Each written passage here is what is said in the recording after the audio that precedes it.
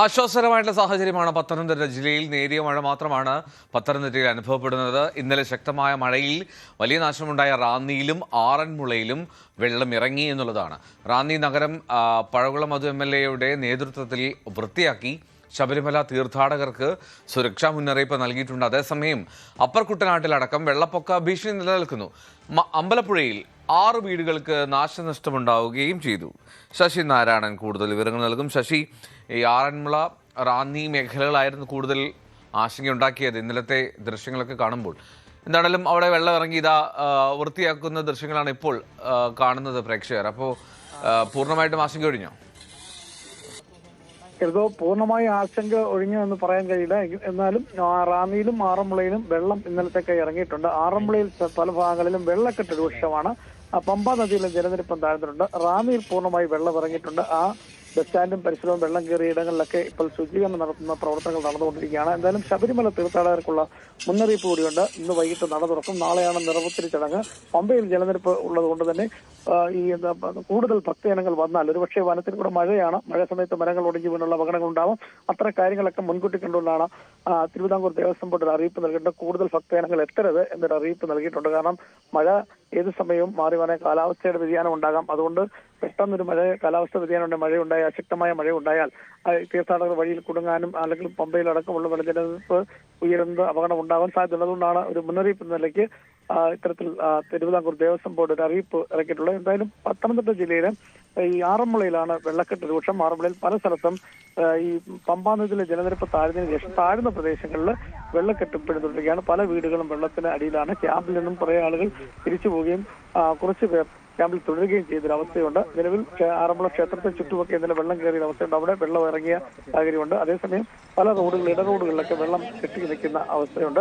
ഒരടിക്ക് താഴ്ച മാത്രമാണ് വെള്ളം താഴ്ന്നിട്ടുള്ളതാണ് പ്രദേശവാസികൾ നമ്മളോട് പങ്കുവച്ചിട്ടുള്ളത്. അതുകൊണ്ട് തന്നെ സ്വാഭാവികം ഇനി വെള്ളം ഇറങ്ങണം. അതേസമയം അപ്പർ കുട്ടനാട് മേഖലയിൽ വലിയ തോതിലുള്ള ദുരിതം പ്രദേശവാസികൾ അനുഭവിക്കുന്നു എന്നുള്ളതാണ്. കാരണം കിഴക്കൻ മലയോര മേഖലയിലെ വെള്ളം പമ്പാ നദിയിലെയും അച്ചൻകോല നദിയിലെയും വെള്ളം പൊഴുകി എത്തുന്നത് അപ്പർ കുട്ടനാട് മേഖലയിലാണ്. അതുകൊണ്ട് തന്നെ ആ പ്രദേശത്ത് താമസിക്കുന്ന ആളുകൾക്ക് വലിയ തോതിലുള്ള ദുരിതം അനുഭവിക്കുന്നുണ്ട്.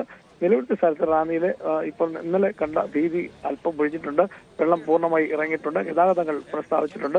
വൈദ്യുതി ബന്ധവും പുനഃസ്ഥാപിച്ചിട്ടുണ്ട്. അത്തരം കാര്യങ്ങൾ റാന്നിയിൽ ക്ലിയർ ആകുമ്പോൾ ആറന്മുളയിൽ നേരിയ തോതിൽ ചിലയിടങ്ങളിൽ വെള്ളക്കെട്ട് ഇപ്പോഴും തുടരുന്നു എന്നുള്ളതാണ് നമുക്ക് അറിയാൻ കഴിയുന്നത്. എന്തോ ഓക്കെ, ശശി നാരായണൻ.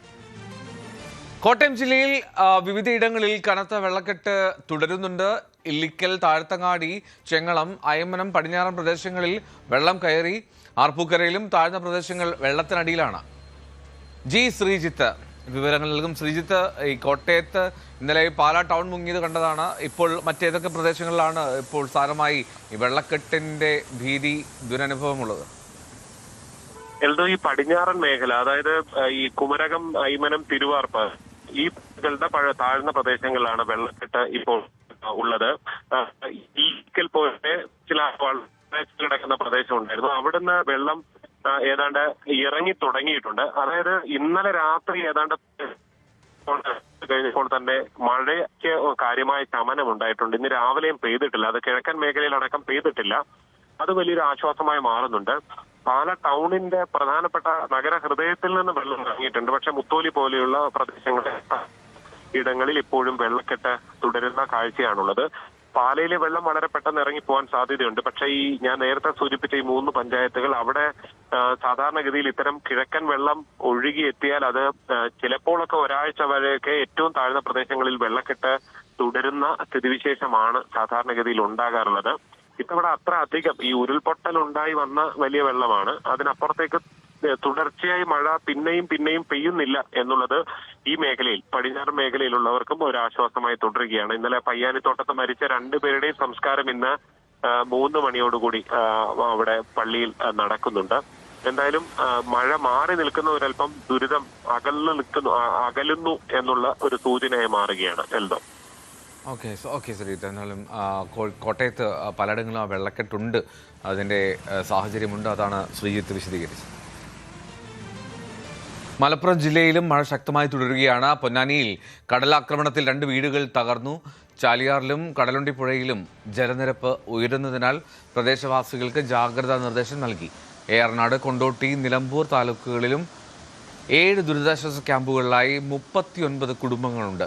കടലുണ്ടിപ്പുഴയിലെ ബക്കിക്കയം റെഗുലേറ്ററിൽ ജലനിരപ്പ് വാർണിംഗ് ലെവൽ കഴിഞ്ഞു എന്നതുകൊണ്ട് തന്നെ വേങ്ങര, തെന്നല, ഒഴൂർ, ഊരകം, പറപ്പൂർ, എടരിക്കോട്, കണ്ണമംഗലം, AR നഗർ, ഒതുക്കുങ്ങൽ, പെരുമണ്ണ, ക്ലാരി, തിരൂരങ്ങാടി, കോട്ടക്കൽ മുനിസിപ്പാലിറ്റികൾ എന്നിവിടങ്ങളിൽ ജാഗ്രതാ നിർദ്ദേശമുണ്ട്. കടലുണ്ടിപ്പുഴയുടെ കൈവഴിയായ ചെറുപുഴ പല ഭാഗത്തും കര കവിഞ്ഞാണ് ഒഴുകുന്നത്. അങ്ങാടിപ്പുറം, പുഴക്കാട്ടേരി, മക്കരപ്പറമ്പ്, കുറുവ, കൂട്ടിലങ്ങാടി എന്നീ പഞ്ചായത്തുകളിലും ജാഗ്രതയുണ്ട്.